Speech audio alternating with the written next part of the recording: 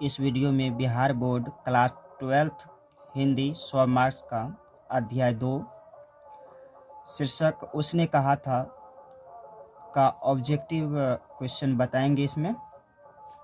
तो इसमें थोड़ा ध्यान से देखिएगा, एक एक क्वेश्चन ऑब्जेक्टिव बताएंगे, ठीक ना।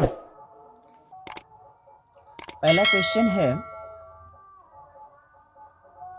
कि उसने कहा था कहानी में किस शहर का चित्रण है। तो याद रखिएगा कि उसने कहा था कहानी में जो है अमृत शहर का चित्रण है, ठीक। उसने कहा था कहानी में किस शहर का चित्रण है, तो अमृत शहर का, ठीक ना। चलिए नेक्स्ट क्वेश्चन है लहना सिंह के गांव का क्या नाम है। तो याद रखिएगा माझे, ठीक। लहना सिंह के गांव का क्या नाम है, माझे, ठीक ना। चलिए नेक्स्ट क्वेश्चन नंबर 3, लहना सिंह किस पद पर था। तो याद रखिएगा लहना सिंह जमादार के पद पर था, ठीक ना। लहना सिंह किस पद पर था, तो जमादार के पद पर। ऑप्शन नंबर सी सही है। चलिए नेक्स्ट क्वेश्चन नंबर 4, लहना सिंह की मृत्यु किसकी गोद में हुई। तो याद रखिएगा कि लहना सिंह की मृत्यु वजीरा सिंह की गोद में हुई थी, ठीक ना। लहना सिंह की मृत्यु किसकी गोद में हुई थी, वजीरा सिंह के गोद में, ठीक ना। चलिए नेक्स्ट क्वेश्चन नंबर 5, पलूटन का विदूषक कौन था। तो याद रखिएगा पलूटन का विदूषक वजीरा सिंह था, ठीक ना। विदूषक जो मस्खरा करता है, हंसाता है दूसरों को, ठीक ना, उसे ही विदूषक कहते हैं। चलिए तो याद रखना है कि पलूटन का विदूषक कौन था, वजीरा सिंह। चलिए नेक्स्ट क्वेश्चन नंबर 6, सूबेदार हजारा सिंह के लड़के का नाम था। याद रखिएगा सूबेदार हजारा सिंह के लड़के का नाम बोधा सिंह था, ठीक ना। सूबेदार हजारा सिंह के लड़के का क्या नाम था, बोधा सिंह, ठीक ना। ऑप्शन नंबर ए सही है कि सूबेदार हजारा सिंह के लड़के का नाम बोधा सिंह था, ठीक ना। चलिए नेक्स्ट क्वेश्चन नंबर 7, भारतीय सिपाहियों का किसके साथ संघर्ष हुआ था। तो याद रखिएगा कि भारतीय सिपाहियों का जर्मनी के साथ संघर्ष हुआ था। भारतीय सिपाहियों का किसके साथ संघर्ष हुआ था, तो जर्मनी के साथ, ठीक ना। तो याद रखना इसे। चलिए नेक्स्ट क्वेश्चन नंबर 8, जर्मन लपटन को किसने मार गिराया। तो याद रखिएगा कि जर्मन पलटन को लहना सिंह ने मार गिराया, ठीक ना। जर्मन पलटन को किसने मार गिराया, तो लहना सिंह। ऑप्शन नंबर सी सही है, ठीक ना। चलिए नेक्स्ट क्वेश्चन, सिख राइफल्स के जमादार लहना सिंह का नंबर क्या था। तो याद रखिएगा 77, ठीक ना, 77। सिख राइफल्स के जमादार लहना सिंह का नंबर क्या था, तो 77 बताना है, ठीक ना। चलिए नेक्स्ट क्वेश्चन नंबर 10, सरकार ने सूबेदार को जमीन कहाँ दी। तो याद रखिएगा कि लायलपुर में, ठीक ना। सरकार ने सूबेदार को जमीन लायलपुर में दी थी, दी। चलिए नेक्स्ट क्वेश्चन, गुलेरी जी का जन्म हुआ था। तो याद रखिएगा गुलेरी जी का जन्म जयपुर राजस्थान में हुआ था, ठीक ना। गुलेरी जी का जन्म कहाँ पर हुआ था, जयपुर राजस्थान में हुआ था, ठीक ना। ऑप्शन नंबर बी सही है, ऑप्शन नंबर बी, ठीक। चलिए नेक्स्ट क्वेश्चन नंबर 12, सुखमय जीवन किसकी रचना है। तो याद रखिएगा सुखमय जीवन जो है चंद्रधर शर्मा गुलेरी की रचना है, ठीक ना। सुखमय जीवन चंद्रधर शर्मा गुलेरी की रचना है, ठीक। चलिए इसे याद रखना है। चलिए नेक्स्ट क्वेश्चन नंबर 13, उसने कहा था कहानी कब प्रकाशित हुई। तो याद रखिएगा कि उसने कहा था कहानी 1915 में प्रकाशित हुई थी। उसने कहा था कहानी कब प्रकाशित हुई, 1915 में, ठीक ना। Option number C, option number C याद रखना है। चलिए नेक्स्ट क्वेश्चन नंबर 14, कछुआ धर्म किसकी कृति है। तो याद रखिएगा कि कछुआ धर्म जो है चंद्रधर शर्मा गुलेरी की कृति है, ठीक ना। कछुआ धर्म किसकी कृति है, तो चंद्रधर शर्मा गुलेरी की, याद रखना है। ऑप्शन नंबर डी सही है, ठीक ना। चलिए नेक्स्ट क्वेश्चन नंबर 15, पुरानी हिंदी रचना है, तो याद रखिएगा पुरानी हिंदी रचना जो है चंद्र शर्मा गुलेरी की रचना है, ठीक ना। पुरानी हिंदी रचना किसकी है? चंद्र शर्मा गुलेरी की, याद रखना ऑप्शन नंबर डी, ठीक। चलिए नेक्स्ट क्वेश्चन, क्वेश्चन नंबर 16, कौन सा निबंध गुलेरी रचित नहीं है? तो याद रखना है मजदूरी और प्रेम, मजदूरी और प्रेम। कुरमई का क्या अर्थ होता है? कुरमई का क्या अर्थ होता है? तो याद रखना है मंगनी, ठीक ना, मंगनी करना, ठीक ना। कुरमई का क्या अर्थ होता है? तो याद रखना है मंगनी, ठीक। ऑप्शन नंबर ए सही है, कुरमई का अर्थ होता है मंगनी, ठीक ना, ऑप्शन नंबर ए सही है। चलिए नेक्स्ट क्वेश्चन 18 में है, बोधा कौन था? तो याद रखना बोधा जो है सूबेदार हजारा सिंह का बेटा है, ठीक ना, ऑप्शन नंबर डी सही है। बोधा कौन था? सूबेदार लहना सिंह का बेटा था, ठीक ना, ऑप्शन नंबर डी सही है।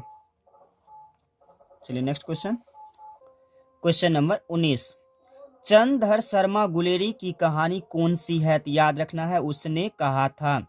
चंद्रधर शर्मा गुलेरी की कहानी कौन सी है? तो उसने कहा था, ठीक। चलिए नेक्स्ट क्वेश्चन, कौन सी कहानी चंद्रधर शर्मा गुलेरी की लिखी हुई नहीं है? तो याद रखना है कफन, कफन जो है कहानी चंद्रधर शर्मा गुलेरी की लिखी हुई नहीं है, ऑप्शन नंबर डी सही है, ठीक। चलिए next question, question number 21, Guleri ji किस गांव के मूल निवासी थे? तो याद रखना है गुलेर की, गुलेरी जी किस गांव के मूल निवासी थे? तो गुलेर जी, अरे गुलेर, गुलेर के गुलेर गांव के मूल निवासी थे, याद रखना है, ठीक ना, ऑप्शन नंबर बी सही है। चलिए नेक्स्ट क्वेश्चन, क्वेश्चन नंबर 22, उसने कहा था कहानी के कहानीकार कौन है? तो याद रखना है चंद्रधर शर्मा गुलेरी। उसने कहा था कहानी के कहानीकार कौन है? तो Chandradhar Sharma Guleri, option number C सही है। चलिए next question, question number 23, Chandradhar Sharma Guleri किस युग के कहानीकार हैं? तो याद रखना है द्विवेदी युग, ठीक। चंद्रधर शर्मा गुलेरी किस युग के कहानीकार हैं? तो द्विवेदी युग के, ठीक ना, ऑप्शन नंबर ए सही है। चलिए नेक्स्ट क्वेश्चन, क्वेश्चन नंबर 24, उसने कहा था कहानी कितने भागों में विभक्त है? तो याद रखना है कि उसने कहा था कहानी 5 भागों में विभक्त है, ठीक ना, ऑप्शन नंबर डी सही है। चलिए next question, question number 25, Chandradhar Sharma Guleri का जन्म कब हुआ था? तो याद रखना है कि चंद्रधर शर्मा गुलेरी का जन्म 7 जुलाई 1883 में हुआ था, ऑप्शन नंबर सी सही है। चंद्रधर शर्मा गुलेरी का जन्म 7 जुलाई 1883 में हुआ था, ठीक, इसे याद रखना है, ऑप्शन नंबर सी।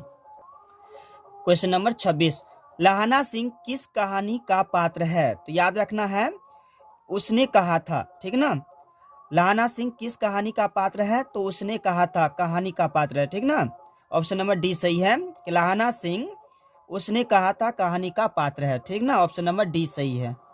चलिए नेक्स्ट क्वेश्चन,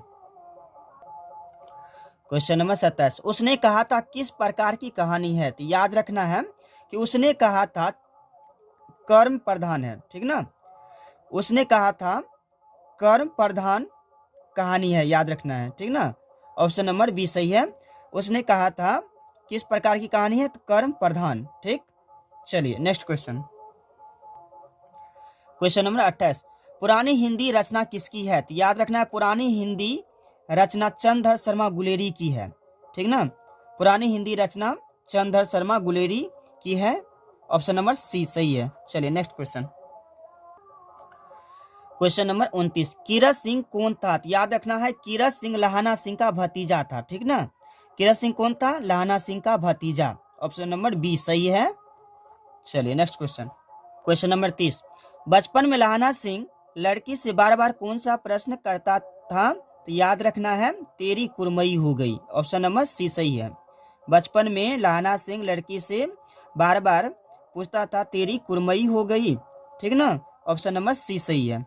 चलिए next question, question number 31, lieutenant साहब सूबेदार को कितने आदमी खंडक में छोड़ कर जाने को कहता है? तो याद रखना है 10 आदमी, ठीक है। लेफ्टिनेंट साहब सूबेदार को कितने आदमी खंडक में छोड़कर जाने को कहता है? तो याद रखना है 10 आदमी, ठीक ना।